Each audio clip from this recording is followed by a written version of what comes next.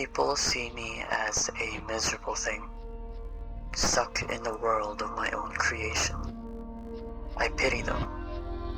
I am granted freedom. I am blessed to create and to see what the depths of my subconscious have to offer. I am not bound to the physical.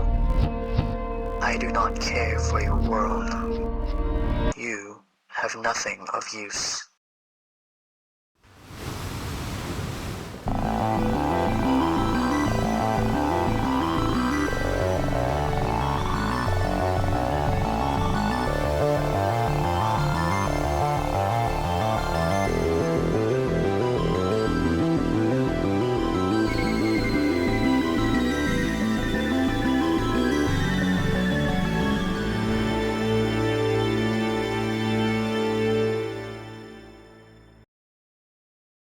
MROI is a game I'm surprised isn't more popular.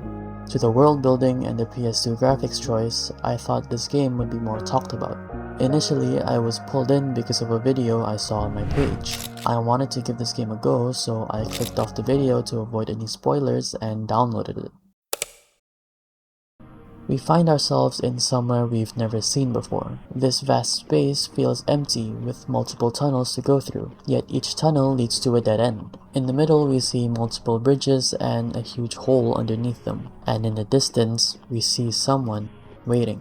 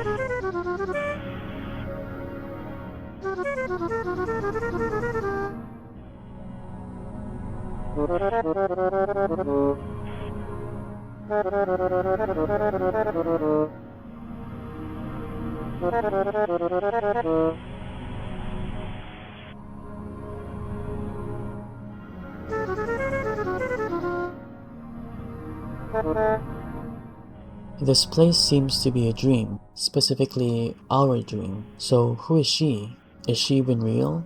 Or is she someone we made up? With so many unanswered questions, we continue forward anyway. At the end of the tunnel, we notice a figure. We approach the figure, but we're transported somewhere else. A pool. It almost feels comforting to be here. We notice a door in the water. It seems strange, but with no time to waste, we go through.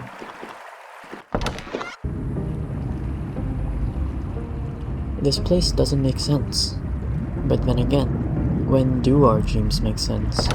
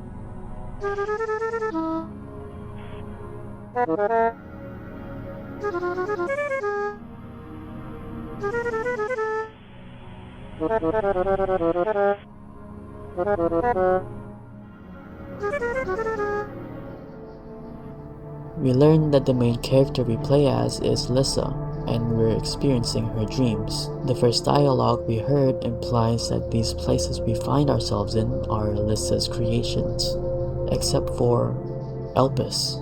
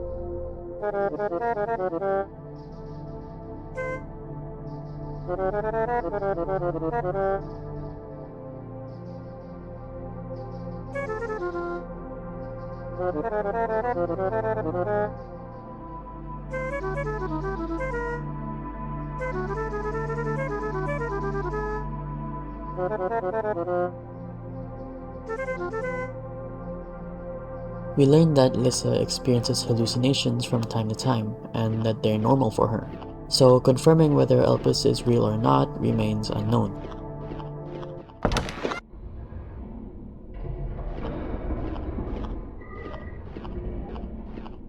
Progressing to the next room, we find a computer. Unlike the other rooms, this room is vibrant and colorful. As soon as we try to look around, everything fades to black. And now, we're in the real world. Her room is a mess, with magazines and trash bags everywhere. On the table, she has her computers alongside her medication. We take a pill and we go back to sleep.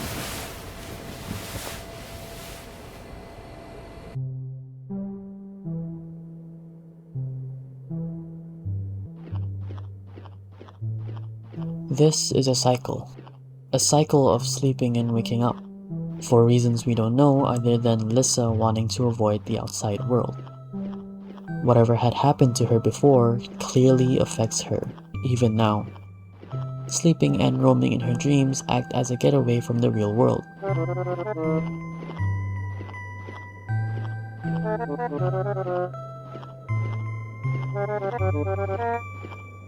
She mentions that she misses abandoned buildings and how she loves how quiet they are.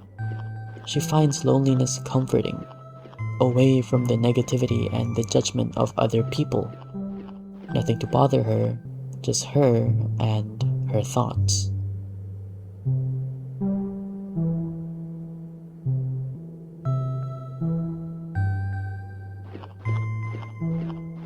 Entering one of the abandoned buildings, we find Elpis again.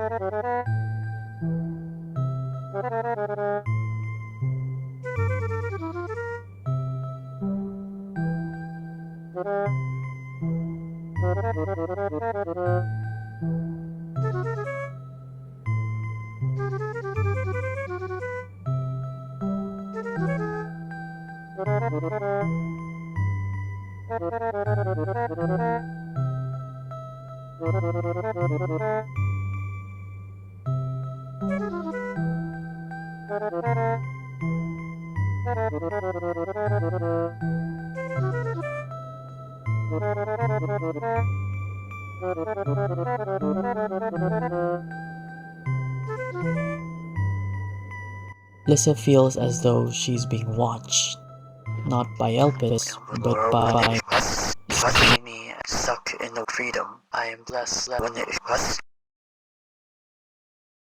I am not bound to the physical. I am. We learn that Lissa really does nothing else but sleep. Maybe she draws from time to time, but that's really it. Elpis wonders how Lissa can be okay with the cycle she's in. After reading Lissa's thoughts, Elpis sees something in her. A possibility to escape from the cycle. Lissa is quick to deny and shuts down the conversation. Lissa, in this dialogue, expresses how her past experiences in the outside world isn't something she can just forget and move past easily. She's fully convinced that the outside world is cruel to her. So why be out there when she can create her own world? A world with no flaws.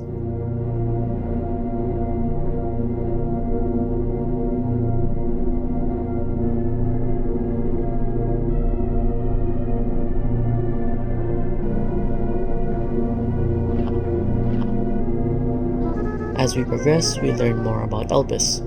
She knows she's real, but it's hard to understand how she's in Lissa's dream in the first place. She states that before this, she was in an accident. Following the accident, she was in a room. She also hears people saying her name and talking to her.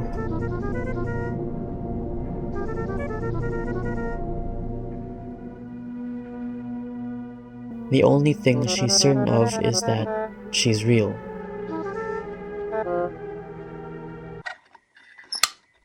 With all of this information, we can assume that Elpis had an accident sometime before, which led to her either going to the ER or staying in a hospital ward, which explains why she hears people saying her name and talking to her.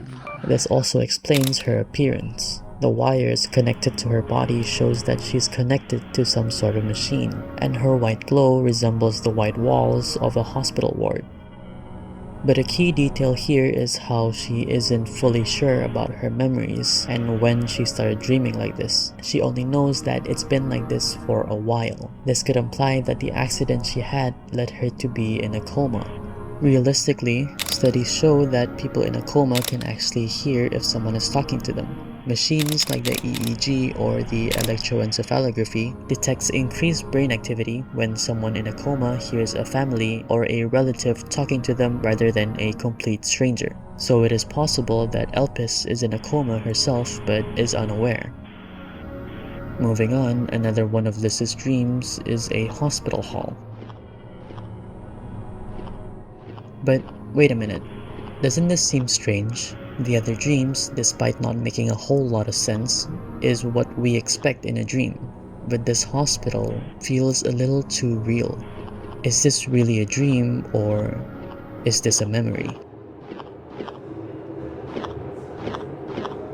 Going through one of the doors leads to this.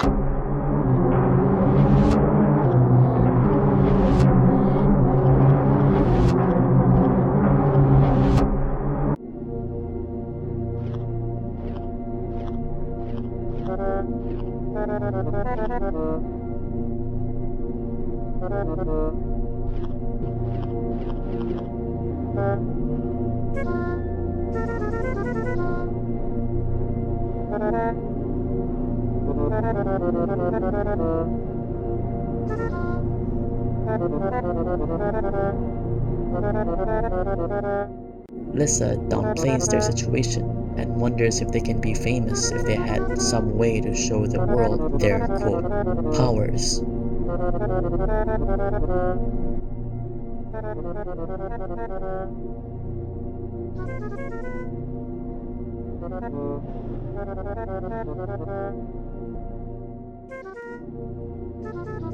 But Elpis doesn't see this as a game.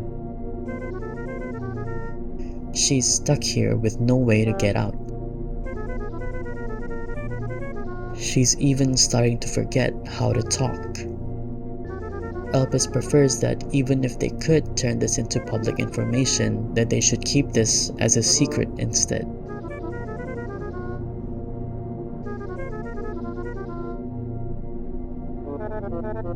Lissa states how if she doesn't have proof of her experiences, then whatever she experienced will be forgotten and eventually disappear.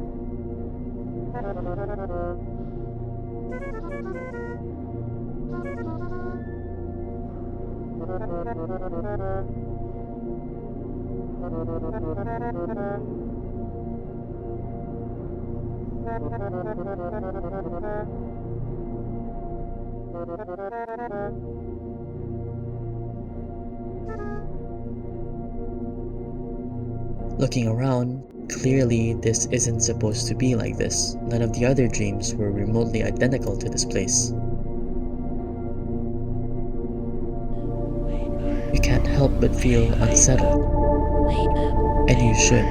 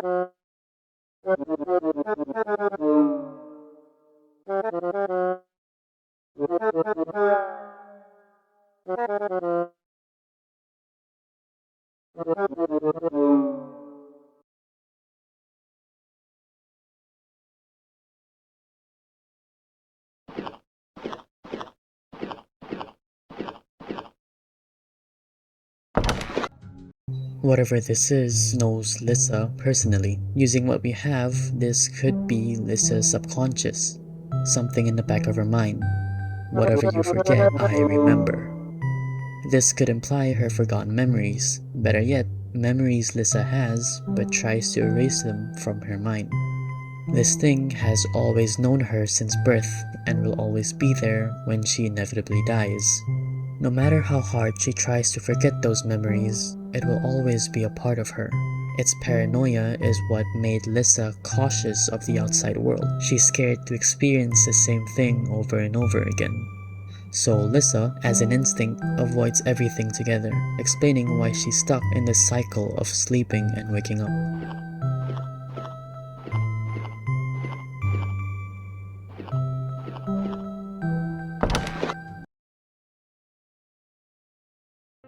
Now we're in a gallery. The artwork on the walls are extremely unsettling. Looking at each and every painting, this isn't just any gallery. It's an exhibition of someone's mental state declining. We start with the first painting, titled High with an exclamation mark. This could be the start of their art journey, a simple self-portrait of the artist with possibly their friend. The second painting, titled Held, shows two of the same characters before, with one laying on the other's lap, showing that these two had some sort of connection or a close relationship. To Be Alone shows a similar painting, showing how close these two were. However, the fourth painting titled Stay, shows some sort of growing distance between the two, with one of them holding on to the other, hoping that they would never leave them. Observers imply how the artist has gained recognition, but has the feeling of constantly being watched and judged by others, having to prove to them her skills as not only an artist but also a storyteller. Despite being in the center of the world and surrounded by people, they still feel alone. The paintings moving forward starts to show the real decline in the artist's mental state. Constantly being watched, being unable to distinguish what's real and what isn't, and losing themselves in the process.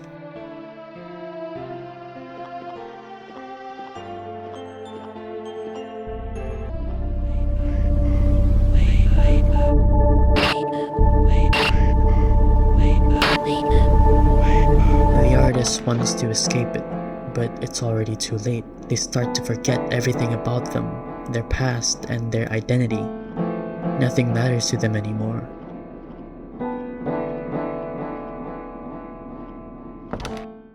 Doesn't all of this feel so familiar? If we go back to Lissa's conversation with Elpis, she mentions that she occasionally draws, and we can see her drawings in her room. But how did Elpis see her drawings if she's stuck in Lissa's dreams? This isn't some random artist. This is Lissa. This is the journey of her life and where it all went wrong. She is the character in her dreams. She experienced abandonment when she was younger, and that hole in her heart hasn't been filled ever since. People observe her and judge things about her when none of this had happened before her friend had abandoned her. Her friend was the only thing that could drown out all of those noises and negativity. But now, she's all alone.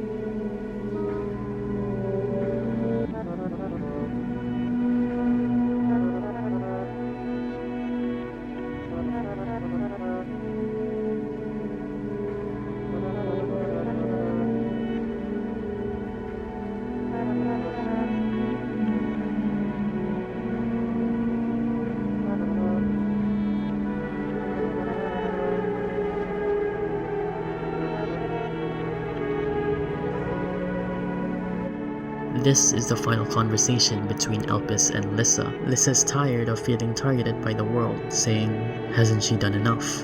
Elpis finds it unfair. Lissa could easily break this cycle while she is forced to be here, and she has no idea when she will wake up from her coma. Elpis states how Lissa is the one who put herself in these situations. Elpis has searched through her mind and her memories and knows the real reason why Lissa is how she is. Lissa is doing all of this to be remembered.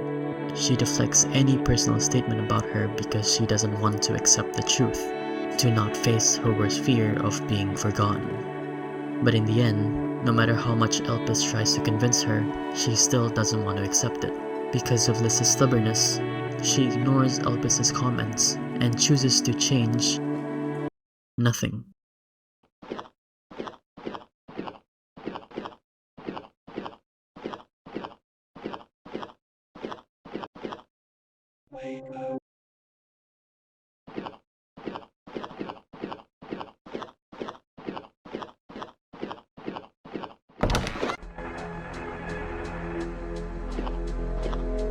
The one who was watching us reveals himself.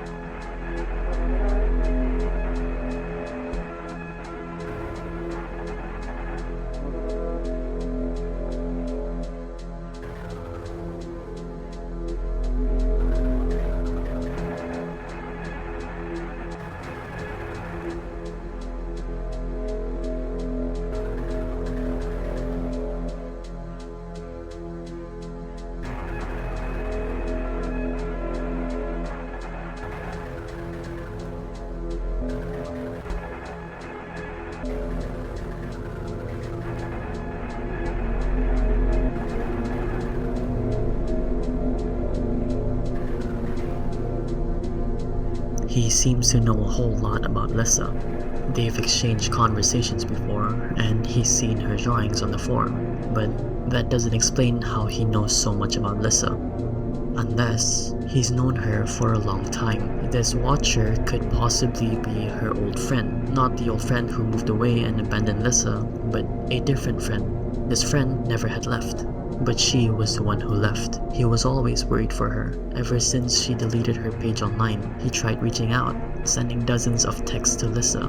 But Lissa doesn't want to open the messages. She believes that this friend will abandon her, just like the one in the past. She doesn't understand how much he cares for her, to the point of how far he took things just to see her in her dreams. In fact, she doesn't want to understand. No matter how much people try to convince Lissa to actually reach out to other people and to see what the outside world was actually like, her life maybe wouldn't have been so miserable. She chooses not to anyway because of her stubbornness and her fear of abandonment. Ultimately, all of this, her cycle of playing the victim, having a need to have something negative happen to her, her view of the outside world, her declining mental state, it's all her fault.